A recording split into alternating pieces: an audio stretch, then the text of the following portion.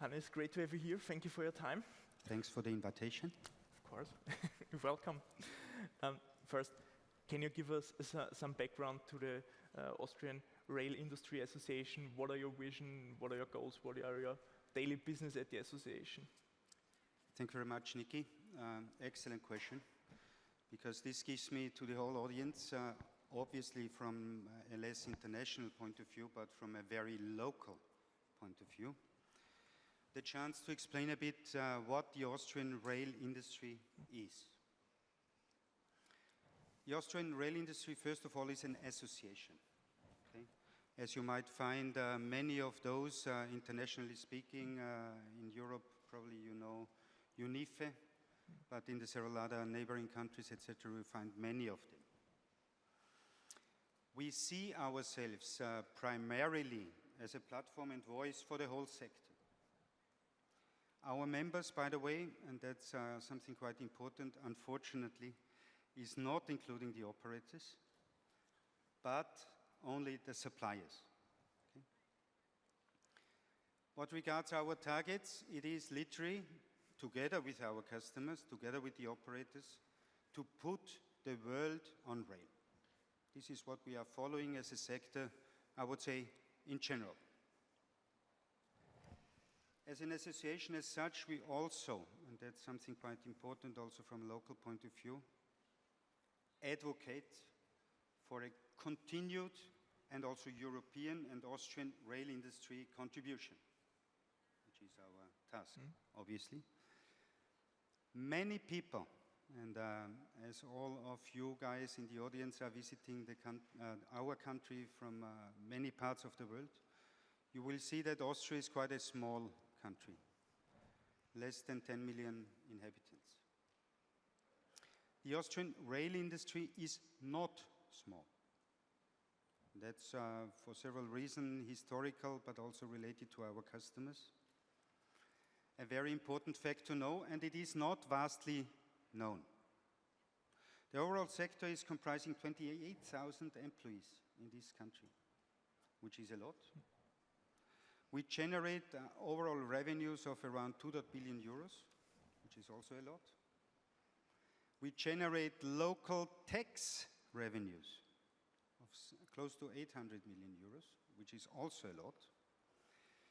And what is most important as an international comparison, in absolute figures, so not in weighted proportional figures compared to our inhabitants in the country, we are number 4 in absolute figures exporting rolling stock and other railway equipment into the world. Number 4 in absolute figures, just behind China, the US, and Germany, for a very small country. So as a president of the association and as a member of this sector, of course, this makes me proud a lot. And in this direction, contributing to our overall targets, we have to continue. So thanks for the question. These are exciting numbers, but let's talk about the challenges. What do you think, or what is your opinion on what are the biggest challenges for the rail industry at the moment? I mean, overall, altogether, I think we have a lot of challenges. To have those challenges, by the way, is positive, because it is just a proof that the sector as such is an important sector, an increasing sector, and therefore also contribute to several other social targets, etc. So one of the challenges has just been mentioned. It is clearly to find the workforce in our sector, the skilled workforce we need. These days, in many sectors, by the way, you find this challenge. Compared to other sectors, we have a great advantage, which is we offer a useful purpose for the people to work, to spend their time actively. We call these green jobs or whatever you want to call it. But of course, we have a lot of challenges in this field to find the people. We face a lot of retirement wave kind of topic for very skilled and also experienced people, and to replace them with people who have not been born in large number is not so easy. So we are addressing people like you, Niki, in order to get them into our sector, but we have you already. Yeah? Of course, you have me. I think one of our major challenges in society or in the whole world, I think, is the climate crisis. Yes. So my next question. But let me maybe add one other challenge apart from of course, the climate. sorry. Apart from the climate, because one thing was the labor market situation we are facing. The second topic is related to competition. So first of all, as an association and as the voice of the sector, we are pro-competition. But what we have seen as an effect of several topics also around the pandemic and those topics, we find partially an increased disbalance of certain competitive environment. So what we think we have to do and we have to have a look at is really to foster a kind of bi-European philosophy. We, part of Europe, in Austria, follow, of course, clearly the European but also international procurement rules. Those offer to put in the several tenders and competition around 50% European added value as a must. We think that is an imminent and very important topic to solve for several reasons, among others, that we are more sustainable if we procure more local, and several other topics. Okay? Second topic is, it is clearly very important for us as an association to generate a level playing field with fair competition, with reciprocity, and several other topics in order to be successful for the future. So now climate change. Yeah. Now we continue with the climate change, of course. Very interesting, Hannes. My question would be, how is the climate crisis impacting the future of railway? Is there an increasing demand for sustainable solutions? So the very short answer to your question is simple. The climate crisis, and that sounds bad because crisis is something negative, yeah, impacts positively our sector. Yeah. Okay? Of course, with some challenges. The overall situation around the climate crisis and the several measures we are doing all together as a society in this field is, for our industry, giving great momentum. We see investment in our sector in never-seen heights. We just have heard from Wiener Linien the expansion of the Vienna metro system. We see the same in the Austrian mainline ÖBB network, etc., in several infrastructures. So it is really a great momentum we are seeing with the challenging topics that come along with it. We will therefore in the next decades, from my point of view, face a new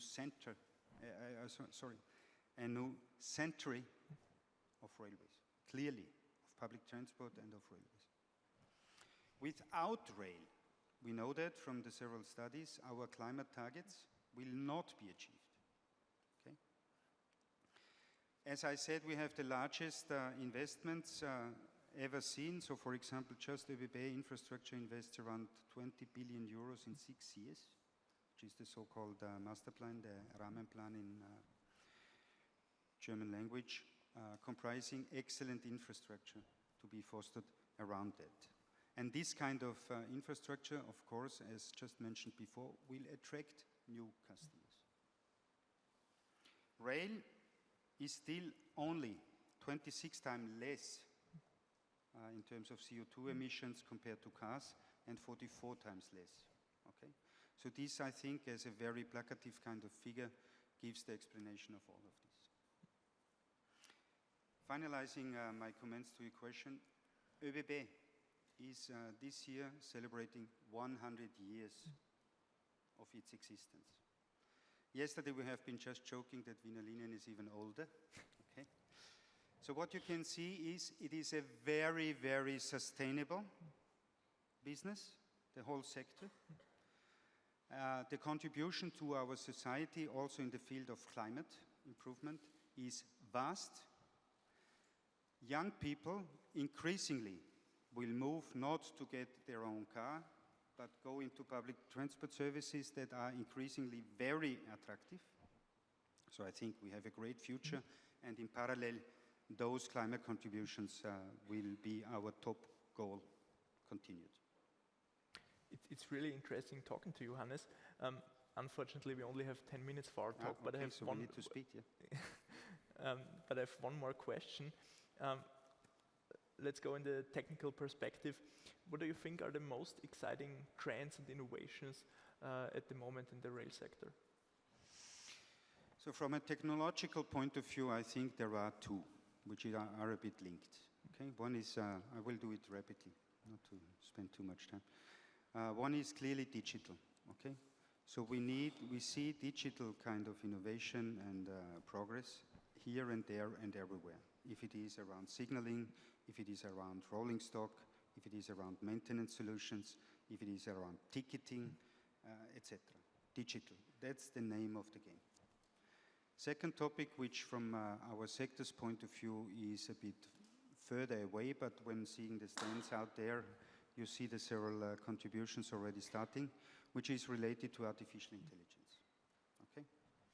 I think artificial intelligence probably can be a lot game-changing for several topics in our industry. One of them, by the way, and this is these days not seen that negatively as in the past, is the contribution of the shortage of workforce. The other topics that we have to solve, of course, is being active in the railway environment very often is safety critical. So to have artificial intelligence in the safety critical environment is still not accepted, and we need to solve as a sector technologically also the contributions to this. And the second argument then is, of course, ethical. Last but not least, we have artificial intelligence already entering our sector, which is mostly in the field of automation of traffic management and things like this. So traffic management centers in the Austrian environment already comprise artificial intelligence contribution, among others for conflict resolution and several other topics. Hannes? Digital artificial intelligence. Thank you very much. Thank you very much for the opportunity.